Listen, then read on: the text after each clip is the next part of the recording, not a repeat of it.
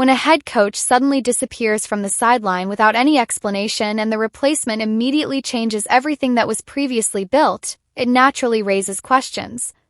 This is not a hypothetical situation. It's exactly what happened during Team USA's FIBA qualifying run, and it has created serious waves in women's basketball. When Nate Tibbetts stepped in for Kara Lawson and instantly placed Caitlin Clark into the starting lineup, it wasn't just a simple adjustment. It revealed a coaching approach that had been limiting one of the most dominant players in the game. His comments to the media were also unusually direct, something rarely seen from USA basketball coaches. The situation began when Team USA opened their qualifying campaign and Caitlin Clark delivered an extraordinary performance in her debut, breaking multiple world records in a single game. This wasn't just a strong outing, it was a historic moment in international women's basketball. Through such a performance, it seemed logical that the team would build its system around her and make her the focal point of the offense. However, the opposite happened. Kara Lawson adjusted the rotation in ways that pushed Clark off the ball or even onto the bench during crucial moments, without any clear justification. The reasoning presented was that every player on the roster deserved an opportunity and that the team's success depended on shared roles. While that may sound admirable, it becomes questionable when the player being limited has just delivered a record-breaking performance.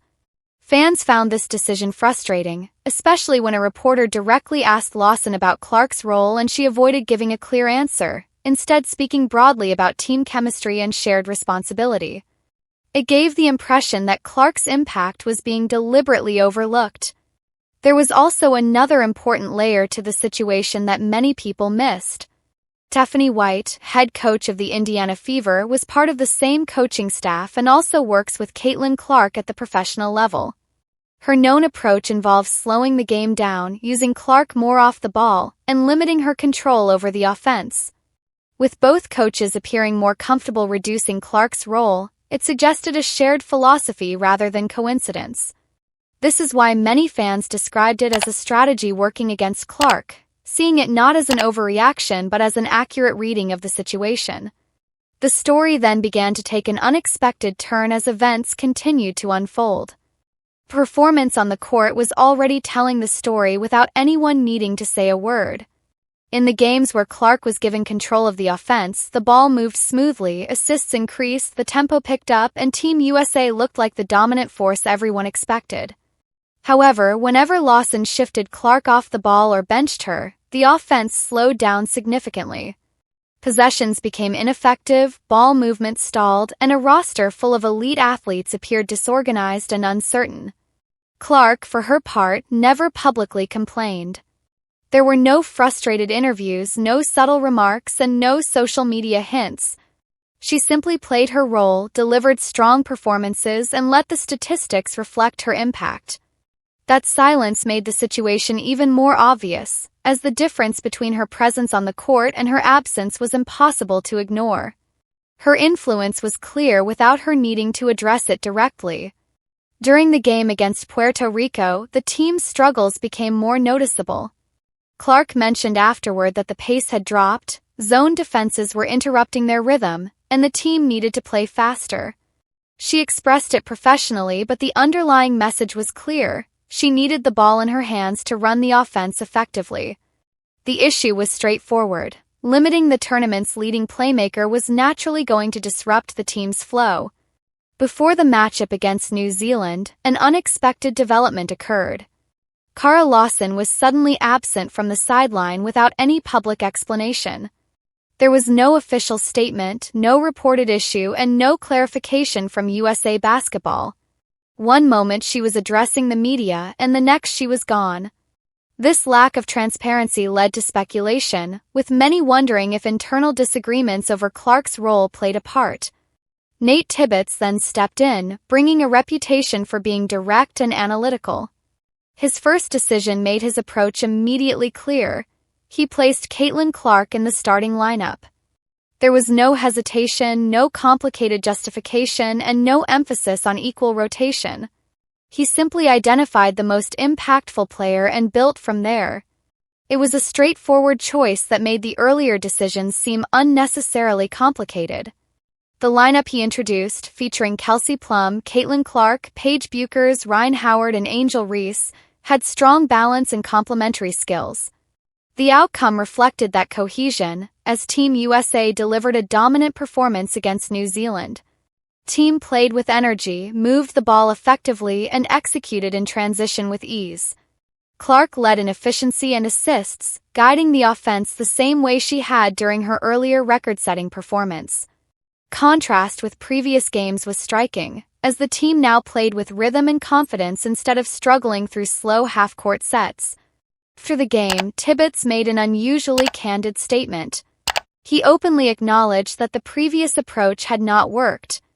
Rather than relying on vague coaching language, he admitted that the rotations had been inconsistent, the lineup had not been given enough time to develop chemistry, and the improvement was evident in the results. When asked about the starting group, he emphasized how well they functioned together and indicated that this was the direction the team needed to follow. Such honesty is rare in coaching, where most prefer to stay diplomatic and avoid criticism. Instead of deflecting or softening his words, Tibbets directly addressed the issue, effectively admitting that the handling of Caitlin Clark earlier had been misguided. Now the focus shifts to what all of this means moving forward, because this situation goes far beyond a single qualifying tournament. It directly impacts the future direction of USA basketball as it builds toward the 2028 Olympics in Los Angeles. The biggest question right now is whether Kara Lawson will return to her role and potentially reverse the changes Nate Tibbets introduced, or if the organization will recognize the results, including the dominant victory and record-breaking performances, and continue with his approach as the foundation going forward. There is also an important connection to the WNBA that cannot be ignored. Stephanie White remains the head coach of the Indiana Fever, which means she continues to work closely with Caitlin Clark. Contrast between White's preference for slowing the game down and Clark's explosive impact when given full control at the international level is becoming increasingly difficult to overlook. Clark has already demonstrated what she can do when fully trusted, delivering historic performances, leading in assists, and driving her team to overwhelming wins. Question now is whether that same freedom will be allowed at the professional level. Indiana already has a strong core in place, with Aaliyah Boston anchoring the frontcourt and Sophie Cunningham providing energy and perimeter shooting. The team has the necessary pieces to succeed. Cunningham, in particular, fits perfectly alongside a fast-paced, playmaking guard like Clark. She spaces the floor effectively, contributes without needing constant possession, and brings an intensity that lifts the team. In a system where Clark is pushing the tempo and creating opportunities in transition, players like Cunningham become even more dangerous, making the overall offense far more difficult to defend. What Tibbets demonstrated during this stretch is something fans have been emphasizing for a long time.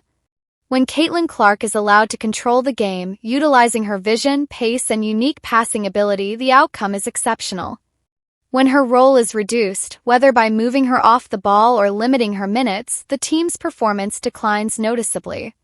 This is no longer just an opinion, it is supported by clear results at the highest level of competition. At this point, several uncertainties remain. Lawson's absence has not been clearly explained, while Tibbets' leadership produced one of the most dominant performances of the tournament. Clark has firmly established herself as the central figure this team should be built around, and the upcoming WNBA season will likely reflect many of the same dynamics seen here. Ultimately, this moment may represent more than just a temporary coaching adjustment. It highlights a broader realization within women's basketball. Building around elite talent is not optional, and limiting a generational player can significantly impact a team's success.